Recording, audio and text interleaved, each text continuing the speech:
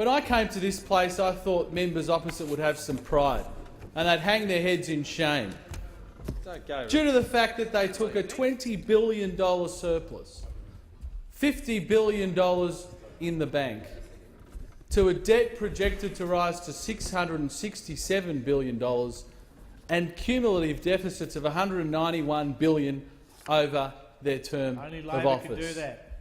I would have thought they would have avoided trying to make the kind of accusations that we've heard today because of their abject failure in respect of any budgetary matters.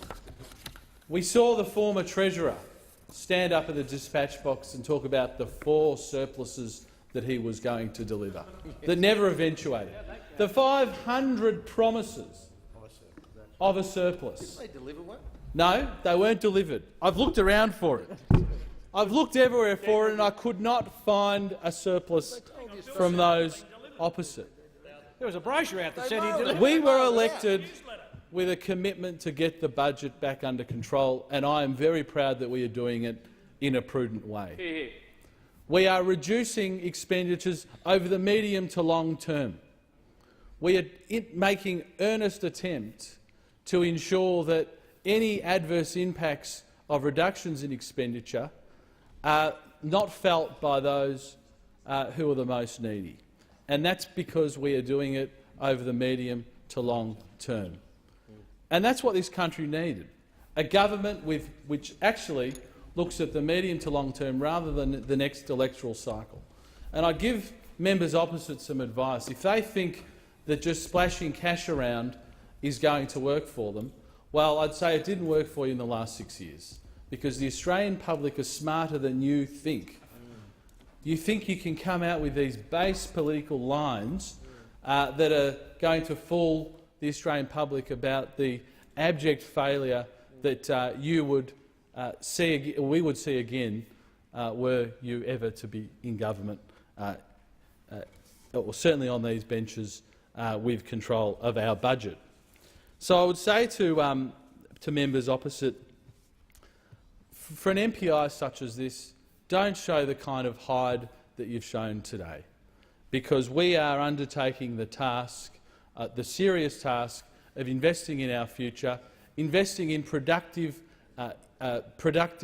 income-producing assets for this country, rather than splashing $95 billion on stimulus payments even after the economy started to recover after the GFC.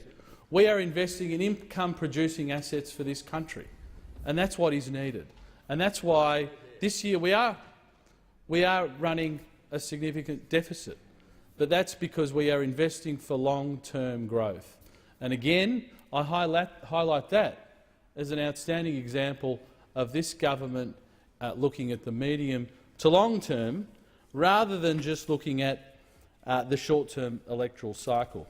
I'd also say to members opposite and those who spoke on the MPI earlier, in each of the cases that you highlighted as far as reductions in expenditure go, the undisputed evidence from the budget is that there are no cuts that are being claimed. Rather, they are reductions in expenditure growth over the forward estimates, whether it be health or education. A reduction in growth in expenditure is not a cut. It's quite basic. That is not a cut. So promising something that wasn't there is the most callous thing that you can do. There is nothing more callous than promising the Australian people expenditure that did not exist. $17 billion promised against the mining tax that we heard raised $600,000 in the last quarter. $17 billion worth of promises against the mining tax that raised $600,000. Nothing is more callous than making those promises to the Australian people, knowing that you couldn't deliver it. And I would say all of those people on the opposite benches there are responsible because they were all part of a government which saw this absolute economic mismanagement, and we will fix it, and this budget will fix your mess.